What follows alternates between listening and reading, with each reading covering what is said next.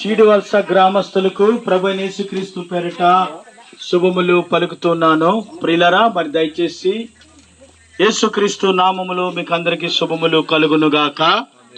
దేవుడు మహోన్నతుడు, చాలా గొప్పవాడు కనుక ఈ ప్రాంతాన్ని ప్రేమించి విశాఖపట్నం ప్రాంతం నుంచి మమ్మల్ని అందరినీ కూడా తీసుకురావడం జరిగింది. అందరూ కూడా వారి వారి పనుల్లో ఉన్నప్పటికీ కూడా దేవుడు మహాకృపను బట్టి ఈ ప్రాంతానికి రావడం జరిగింది. కనుక యేసు ప్రభు మంచి దేవుడు, గొప్ప దేవుడు, దొడ్డవాడు.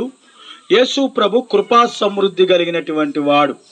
ఈ భూమి మీద నువ్వెంత పాపము చేసినా పాపమును కేవలము క్షమించాలంటే యేసు ప్రభు వారి యొద్ద మాత్రమే క్షమాపణ దొరుకునని దేవుని యొక్క వాక్యము సెలవిస్తుంది. కనుక యేసు ప్రభు క్షమించడానికి మరి సిద్ధ మనసు గలవాడని దేవుని వాక్యం ఉంది కదా.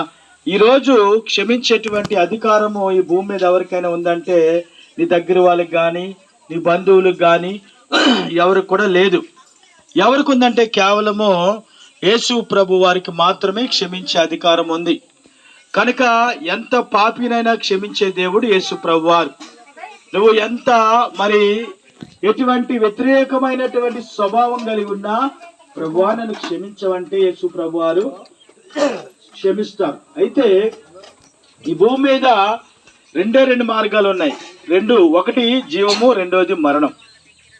మరణం అనేటువంటిది మనిషిని ఎప్పటికీ కూడా మరణం నుంచి భూమి మీద తప్పించుకోలేరు ఎవరు కూడా. అలాంటిది మరణము మనిషి నుంచి విడిపించబడాలని మనిషి అన్నాల నుంచి ప్రయత్నం చేస్తూ ఉన్నాడు. కానీ ఆ మరణం నుంచి విడిపించబడే వ్యక్తి ఒకరే ఉన్నారు, యేసు ప్రభువారు. కనుక పాపాన్ని క్షమించి మరణములో నుంచి విడిపించి జీవములోనికి దాటిపోతున్నారని దేవుని వాక్యం ఉన్నట్లుగా ఈరోజు మనిషి ప్రతి ఒక్కరు కూడా పాపములోనే బ్రతుకుతున్నారు, పాపములోనే చనిపోతున్నారు, పాపంలోనే జీవిస్తూ ఉన్నారు. కానీ పాపము నుంచి విమోచించబడదామని ఎవరు కూడా ఆలోచించడం లేదు. కనుక పాపములో ఉన్నటువంటి మనిషికి ఎప్పుడు కూడా ఏమనిపిస్తుంది అంటే నేనున్నదే పరిశుద్ధమైనటువంటి నీతి ఉన్నటువంటి మహా గొప్పదానిని, నేను గొప్పవాడిని అనుకుంటారు అందరూ కూడా. కానీ నువ్వు చేస్తున్నటువంటిది ఒకసారి నీ పరిస్థితిని బట్టి ఒకసారి నువ్వు గుండెల మీద చేతులు వేసుకుని ఆలోచిస్తే నువ్వు ఎలాంటి పరిస్థితిలో ఉన్నావు అనేటువంటిది కూడా దేవుడు నిన్ను క్షమించేవాడుగా ఉన్నాడు. కనుక యేసు దగ్గరికి వచ్చి ప్రభువా నన్ను క్షమించని ఒక క్షమర స్త్రీ అడిగింది. అడిగినప్పుడు యేసు ప్రభువారు మరి అన్నారు, నేనిచ్చి నీళ్లు తాగితే నువ్వు ఇంక జనములో దప్పుకొనవు అని చెప్పారు. కనుక ఆయన ఇచ్చే నీరు అంటే రక్షణ కోసం ఆయన మాట చెప్పారు. ఆయన ఇచ్చి రక్షణలోనే గొప్ప మర్మం ఉంది, రక్షణలోనే గొప్ప భాగ్యం ఉంది. కనుక ఆ రక్షణ ఈ భూమి మీద సకల ప్రజలకి కూడా ఇవ్వడానికి యేసు ప్రభువారు రావడం జరిగింది. హల్లెలూయా. కనుక అలాంటి గొప్ప దేవుణ్ణి తెలుసుకోవాలని మేమందరం కూడా తెలుసుకున్నాం. కనుక మీరు కూడా మారు మనసు పొంది దేవుణ్ణి ఎరిగిన ప్రజల వలె మరి ఆయన ప్రజలు మరి ఎప్పుడు కూడానట ఆయన వైపు చేతులు ఎత్తుతారని దేవుడు చెప్తున్నాడు. కనుక ఈరోజు మరి నీ ఆత్మ అనేటువంటిది ఒకటి ఉంది. ఆత్మ ఎక్కడికి వెళ్ళిపోతుంది మరణించిన తర్వాత? మనిషికి చావు ఉందండి, శరీరానికి చావు ఉంది, కానీ ఆత్మకి చావు లేదు. కనుక ఒకసారి ఆలోచన చేసినట్టే సహోదరి సహోదరుడా, ఆత్మ అనేటువంటిది దేవుడి దగ్గర నుంచి వచ్చిన ఆత్మ దేవుడికి నువ్వు అప్పగించాలి.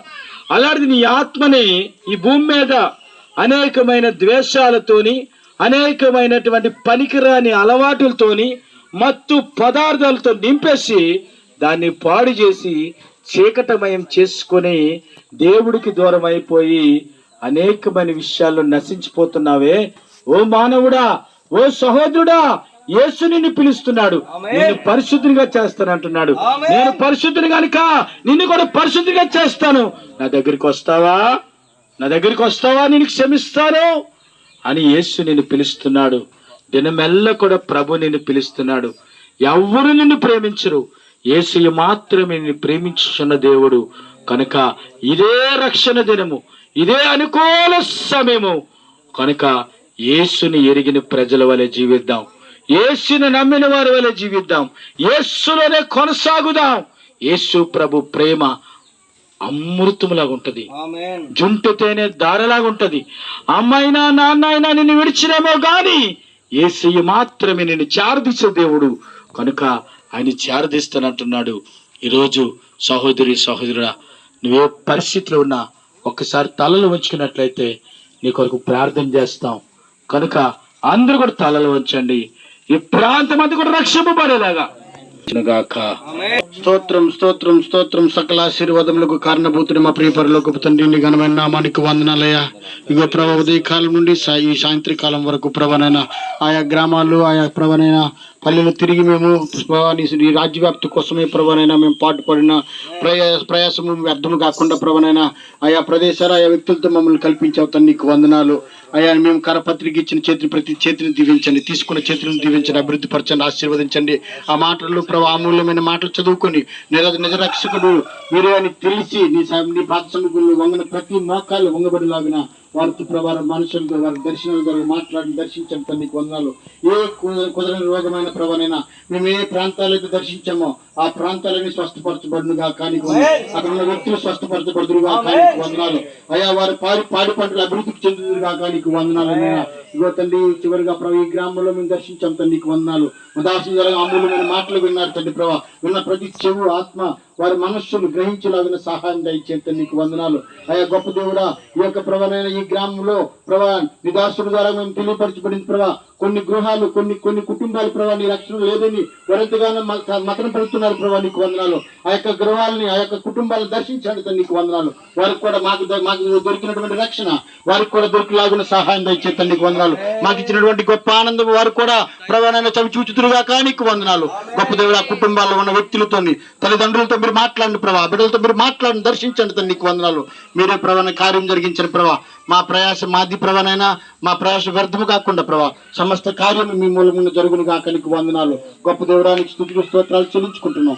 మేము తిరిగి వెళ్తున్నగా మా ప్రయాణమంతా మీ తోడుగా నడిపించమని ఇంతవరకు ప్రభా నీ సజీవ రెక్కల కింద మమ్మల్ని భద్రపరిచి నీకు విరోధముగా ఏ ఆయుధం వర్ధిల్లకుండా ప్రభా సమస్తము ప్రభా నీ రాజ్యవ్యాప్తి కోసం పాటుపడిన ఈ యొక్క సువార్త కార్యక్రమంతా నీ నామ మహిమార్థమే జరిగించినందుకు మీకే వేలాది స్తుతులు స్తోత్రాలు చెల్లించుకుంటూ నజరేయుడైన యేసుక్రీస్తు దివ్యమైన నామమున వీడు అడిగి వేడుకుంటున్నాం మా పరమ తండ్రి.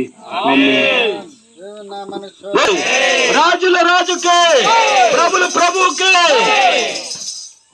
మెల్లిగా చెప్తున్నారు అమ్మా, లేచి నిలబండి మీరు అందరూ కూడా. అంటే రాజుకే, రాజుల రాజుకే, ప్రభుల ప్రభుకే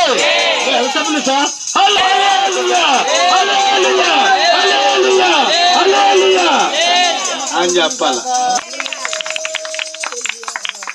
మరి నాతో మా ప్రాంతాన్ని ప్రేమించి వచ్చినందుకు, నిజంగా ఇంత సువార్త చేసినందుకు మీ అందరికి హ్యాట్స్ ఆఫ్. దేవునికి ఇష్టం అంతే కాదు, మీకు ఇష్టమేమంటే దేవునికే మహిమ. మరి మా బావగారు, మా యొక్క చెల్లమ్మ, మరి అక్కగారు ఈ ఏరియాలో చేస్తున్నారు. ఇంకా ప్రార్థించండి. Thank you one and all. God bless you ever and ever. Thank you sir. Praise.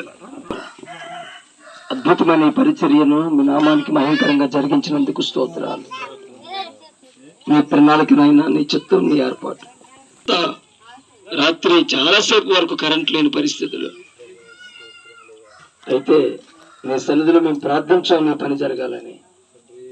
మేమే అంత ఆసక్తి కలిగి ఉన్నప్పుడు ఈ సువార్తకి ప్రారంభపరిచి అలనాడు గాలిని సముద్రాన్ని నిమ్మలపరిచినట్లుగా గద్దించినట్లుగా ఈ రోజు ఈ మేఘస్తంభంగా ఉంచి నైనా చుట్టుపక్కల ఎక్కడెక్కడైతే వర్షం పడుతుందో మాకు అర్థమైపోతుంది. కానీ మేము నడిచే మార్గంలో కానీ ప్రకటించిన స్థలంలో కానీ మాట్లాడుతున్న వ్యక్తుల మధ్య కానీ ఆ మాత్రం వెళ్ళవలసి ఉంది. రాళ్ళ దినాలు వాటిని మేము కవర్ చేయడానికి నీ కృప అనుగ్రహించండి. దేవా మీకు స్తోత్రాలు తండ్రి. ఇలా నుంచి ఇచ్చిన సంఘాన్ని వచ్చిన ప్రతి యవనస్తులను, పెద్దవారిని, చిన్నవాళ్ళు వచ్చి అక్కడ మందిరాలు లేని దగ్గర మందిరాలు నిర్మించి, సేవకులు లేని దగ్గర సేవకులు పెట్టి గొప్ప ఉజ్జీవకరంగా ఈ మనములన్నీ కూడా పొందుకొని ఉన్నాము మా పరమ తండ్రి. ఈశ్వరత్వమే చేయండి, శ్రీరత్వమే చేయండి. ప్రత్యేకంగా మధుర వారి నుంచి ఆరులో వచ్చినటువంటి బిడ్డలందరికీ ఇక్కడ మనం ఆమేన్. క్రీస్తు మహారాజుకే, రాజుల రాజుకే, ప్రపంచ మానవాళ్ళ కొరకు త్వరలో రాజుగా రాబోతున్న యేసు మహారాజుకే. తీసేయండి, మెగాఫోన్ తీసేయండి.